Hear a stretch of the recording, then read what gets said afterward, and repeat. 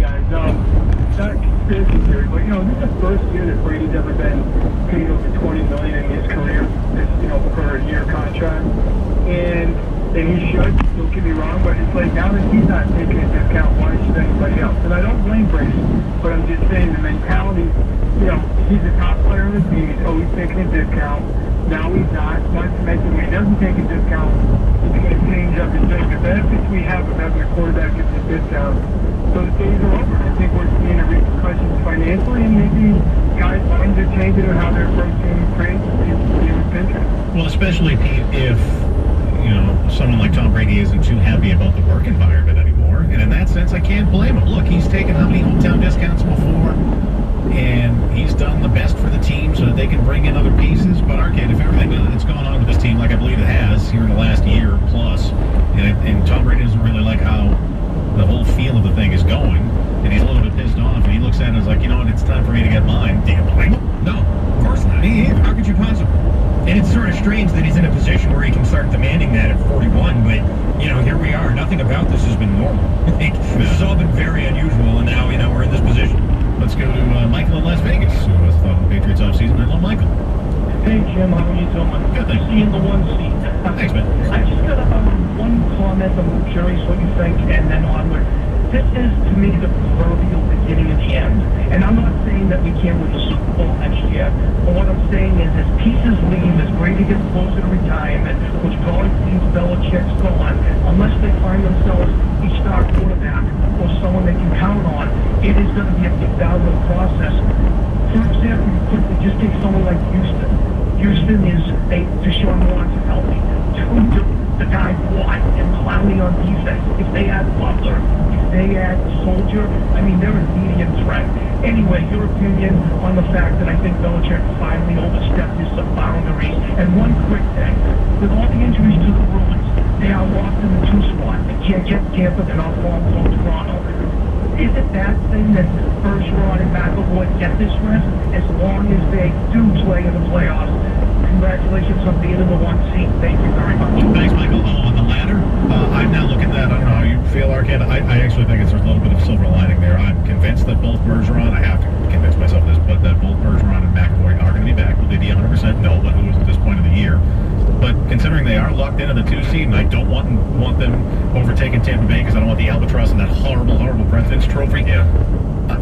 I think this is a good thing, actually. They'll be rested up. They'll be ready to go for the playoffs. I think it's 150% a good thing. It's serendipitous. It's really exactly what you kind of want. Maybe you want those 2 guys, especially in McAvoy's case because he's so young. Like, you hate to see a young guy go down with an injury like that, but for Bergeron, sure. And I sort of wish if it was up to me, like it was Charlie who was missing this time instead of McAvoy, just so he'll be a little more rested at the end. He's leading your team in ice time. But yeah, I can't help but think that, especially considering the high level they're still playing, to get those 2 guys back in the playoffs, that's nothing but good. That's great. That's better than good. Let's go to Ron Waltham. You're next here on Filbert Mass. Hey, Ron.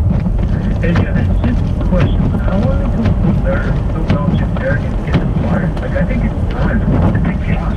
Jimmy Garoppolo deal, benching Bowler in the playoffs, all this crap. Come on. It's time for Belichick to go. Trade him for a big role with Daniels. Let's move on. It's ridiculous.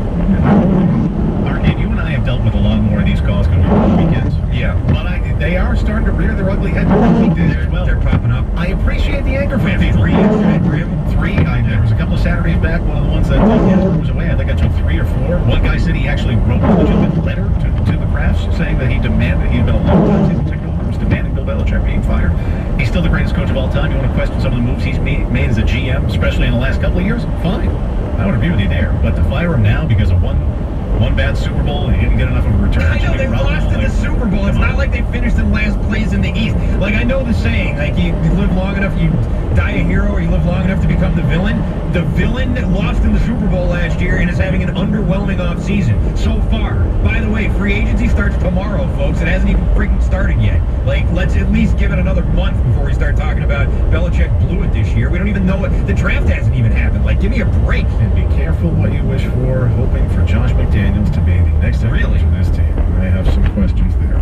Mark in Los Angeles on the Patriots offseason so far. Go ahead, Mark.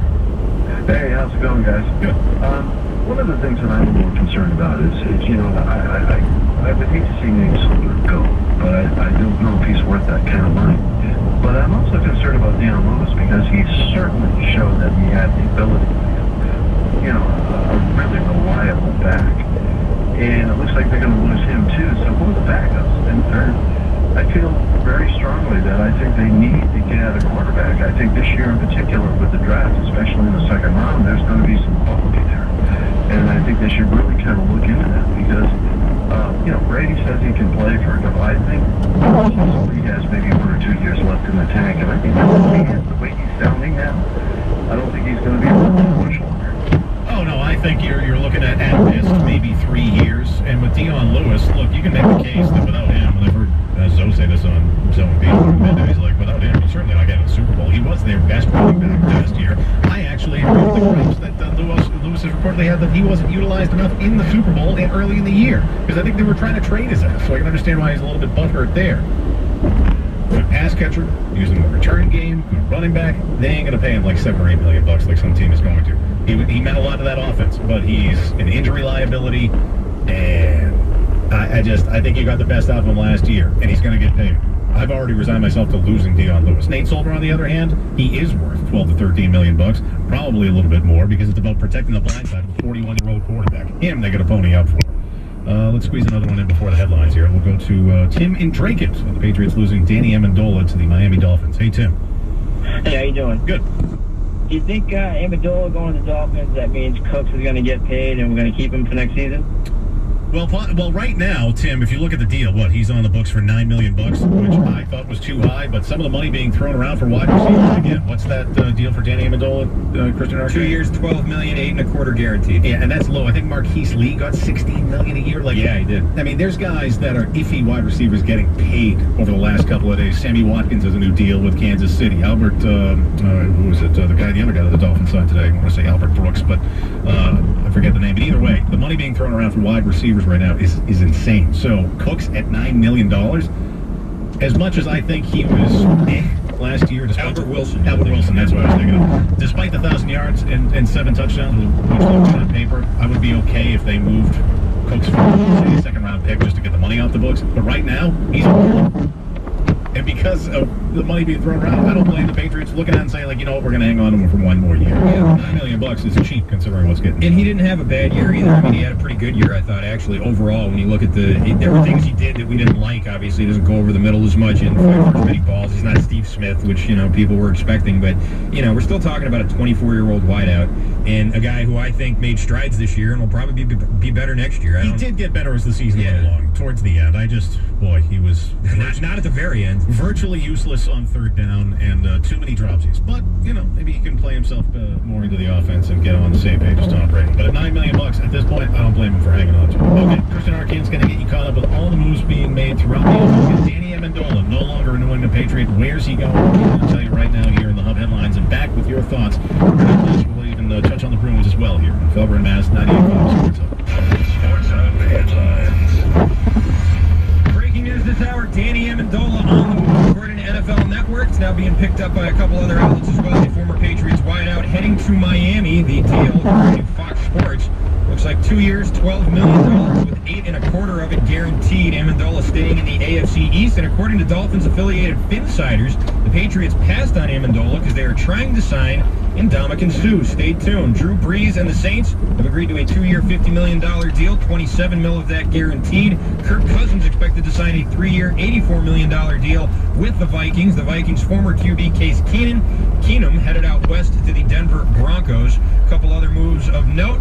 Pro Football Talk reporting that the Houston Texans are making aggressive pushes for both Nate Solder and Malcolm Butler, and Ben Volin reporting the Browns are in on Solder as well, possibly to replace Joe Thomas. Sammy Watkins headed to Kansas City, a 3-year deal worth $48 million, $30 million of that guaranteed, and Paul Richardson is expected to sign a 5-year, $40 million deal with the Washington Redskins.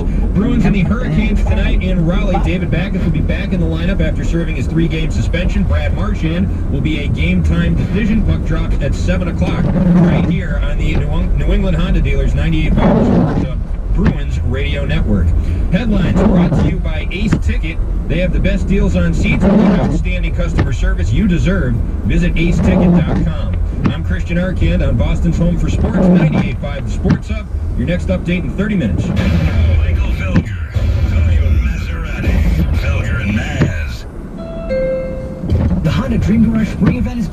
If you're ready for a new Honda, it's time to start your engines. Take it from me, Honda IndyCar driver James Hinchcliffe. I know a thing or two about Honda engines.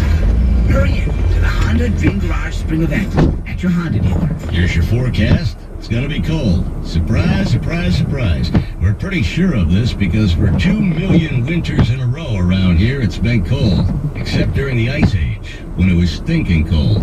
We're Right Window. Our triple pane window is the solution to cold. Remember what Mom said? Hey, it's cold. Add a layer. Well, she was right. Right Window's triple pane has an added layer of glass. It's a warmer window. It's rated as one of the warmest windows in America. And here's the best part. In one day, Right Window will install all new triple panes for a price better than that big window company wants for their double pane. A warmer window, a better price, done in a day. So what are you waiting for? The next Ice Age to get this done? What do you think, Jingle Girl? Right. Call 800-649-3600. 800-649-3600. A better window, professionally installed for the right price. Right Window. Kettle One Vodka and Soda. It's two things that add up to more. It's simple and refreshing. It's made from 100% non-GMO grain, and it has no added sugars.